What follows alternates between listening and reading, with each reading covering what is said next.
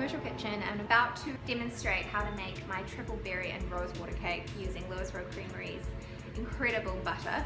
When I first moved to LA, I got asked a lot, why did you choose LA? And I guess the reason is because I saw a gap in the market for my style of cakes, as well as just simply wanting to actually live here.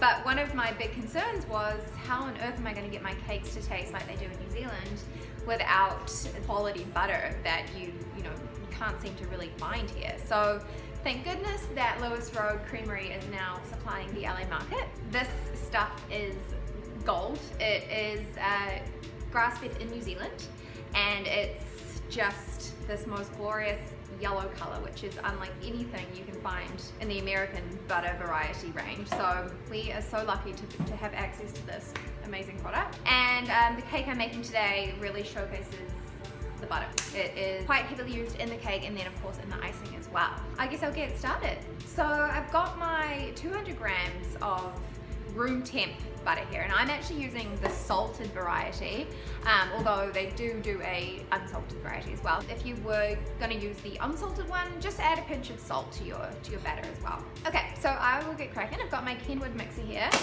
and what I'm going to do is basically cream my butter and sugar until it forms this really pale, light, fluffy mixture. Okay, so get that in, and then I've also got 200 grams of sugar that goes straight in, and then just a dash of vanilla extract, about a teaspoon.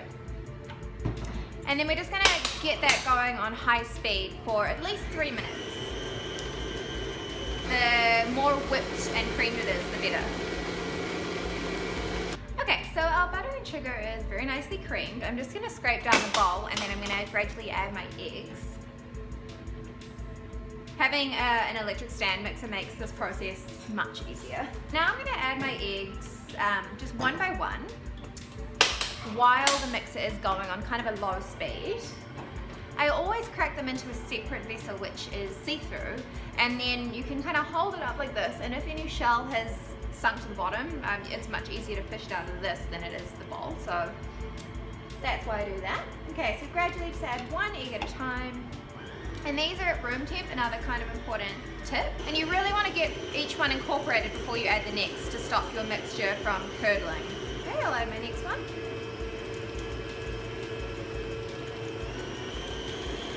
I'm actually just going to scrape down my bowl before I add my final egg, just to make sure everything is nicely incorporated. Rubber spatula, a very, very handy tool. Okay, and then we're just going to add our fourth egg. Just get that going until it's really nicely incorporated. Sweet, I'm going to stop it there. And now I'm going to add my dries. So I've got 200 grams of ground almonds and I've got 50 grams of flour. I get asked a lot, so why is there no raising agent? I think when I first wrote this recipe and tested it, I did have some baking powder. And what happened was, in the oven it rose so much that when I took it out, it kind of collapsed, so I figured it had too much raising agent in it. Took it out, and then it was perfect. The 4 eggs do all of the raising in this cake. So I'm going to add this in 2 parts. I really want you to spend time with the first 2 steps of this recipe, which is the creaming of the butter and sugar and then adding the eggs. But for adding the dry part, I really want you to not overdo it. So just incorporate the dries. Okay, that's the first half, and I'm going to do the second half. So now that my dries are incorporated, I'm just going to finish the cake off with some rose water, some lemon zest and juice. The rose water in this cake is completely optional. I just like it for that kind of floral note, and it just adds a little summit to the cake. So I've got the zest and juice of 1 large lemon here. Just go straight in. And then about a tablespoon of rose water. I'm just going to guesstimate that. There we go. And then we're just going to mix those in really quickly.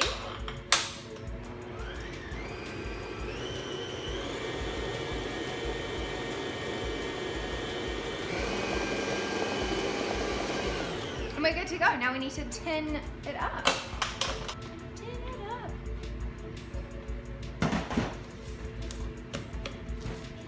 Right, so I just kind of finish that off by hand, just making sure everything is nicely incorporated.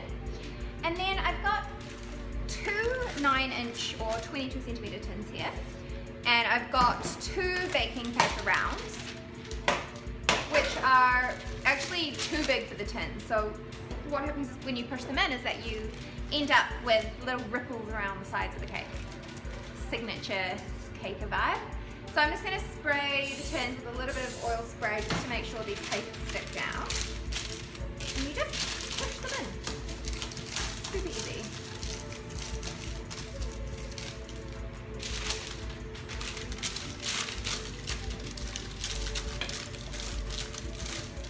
Right. And I'm just going to divide the batter evenly between the two tins.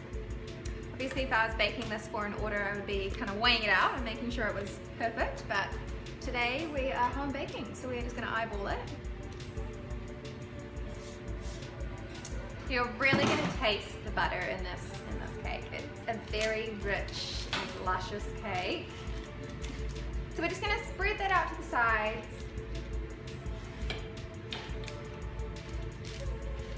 Like so. Get it all off your spatula. And then we're going to dot in our fruit. So I'm using all frozen berries today, but absolutely use fresh if you can get your hands on them. So I've got strawberries, raspberries, and blueberries, my favorite. And I'm just going to kind of evenly dot them in. So you just want to not be putting too many on the outside of the cake and not too many kind of in the center either. So just very even. So I'm going to start with my strawberries. I haven't allowed these berries to defrost, because what happens when you do that is they lose all their delicious juices. So you want to use them from frozen so that they still have all that flavor locked into them. You know what else is really good in this recipe? It sounds odd perhaps, but a little pinch of black pepper goes really well with berries. Okay, so now moving on to doing my raspberries. And you just want to push them in really lightly. As the cake bakes, it will kind of envelop the berries. In LA, the fresh and frozen produce we've been getting to bake with is just so beautiful. Look at the size of these raspberries, like they're huge and so tasty. It's a very delicious cake, this one. Okay, now I'm going to scatter over some blueberries. There's honestly nothing quite like the flavor of cooked strawberries. And this cake smells so epic when it's baking. Okay, so you really do want to go quite heavy with the fruit. You'll be surprised at how much the batter can actually take. Bakeries here sort of use it in between the layers or sort of mixed into the icing, but in true cake style, we're packing our cakes full of fruit. So that's about how we're looking now. That looks like a lot of fruit, doesn't it? Okay, so I always forget to mention this, but my oven has been preheating to 180, and we're going to bake them for about 30 minutes. Although, you know, please check constantly throughout the baking time, because it could be done sooner than that, or it could take longer. Every oven's a bit different. And about halfway through baking, you just want to shuffle them around just to make sure that it's all even. Very important to use fan bake setting. All right, I'm gonna get these in.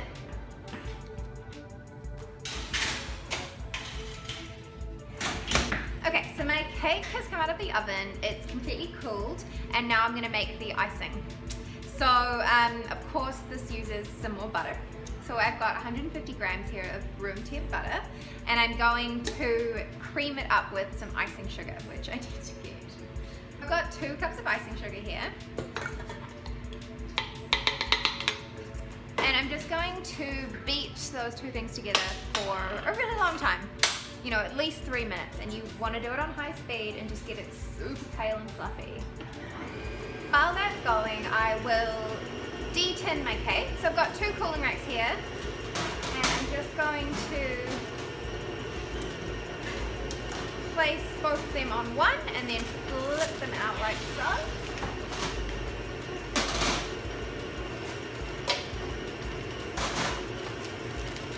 Just peel off the paper.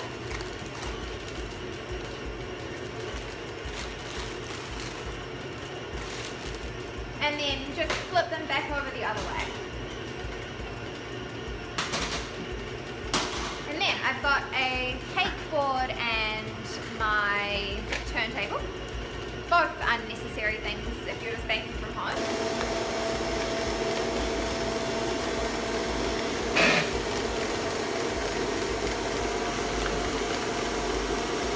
Okay, so now my butter and icing sugar is really nicely creamed. I'm just going to scrape down the bowl, and then I'm going to add my cream cheese and some more rose water and some vanilla extract. The reason we add cream cheese is because it kind of just adds another dimension, and it kind of takes away from the pure sweetness of just a buttercream. So I've got 100 grams of cream cheese here, and it's just been out of the fridge for a little bit so that it's nice and soft.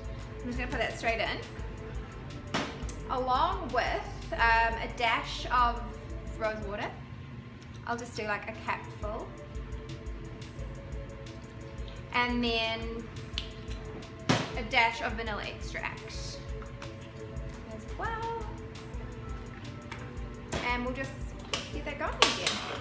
I don't want to over whip this part too much because when you overwork the cream cheese, it starts to just change the texture of it a bit.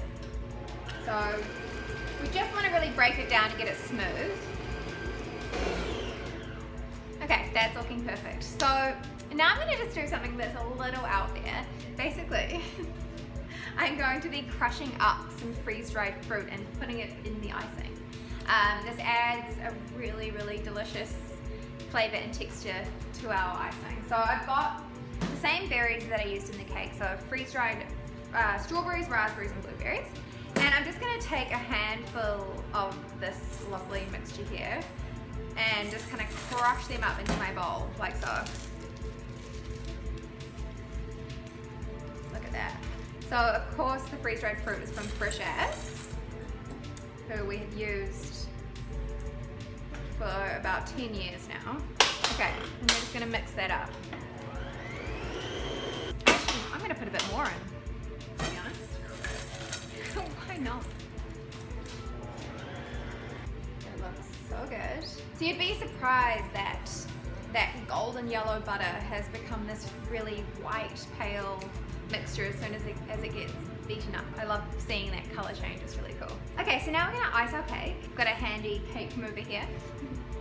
Okay, so we're just gonna put our first layer onto our serving platter or cake board, whatever you're using.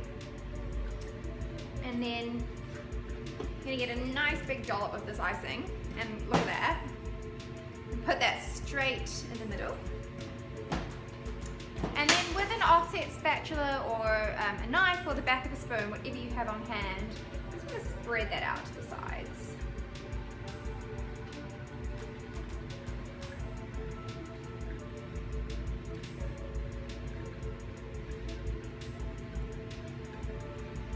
Yum! Okay, final layer. Directly on top. Make sure it's straight. And then same thing. Just spreading it out to the sides, being careful not to get it too far over the edges.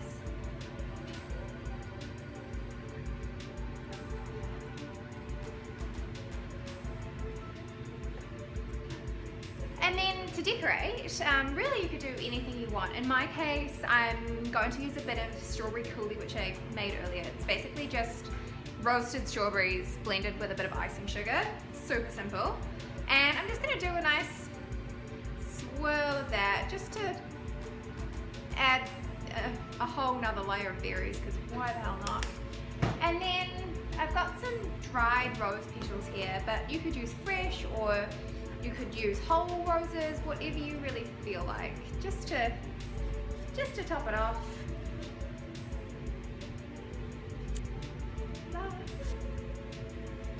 And there you have it, my triple berry and rose cake made with Lewis Road Creamery butter. If you're in LA and wondering where you can buy this, go to Erewhon, they have it. See ya!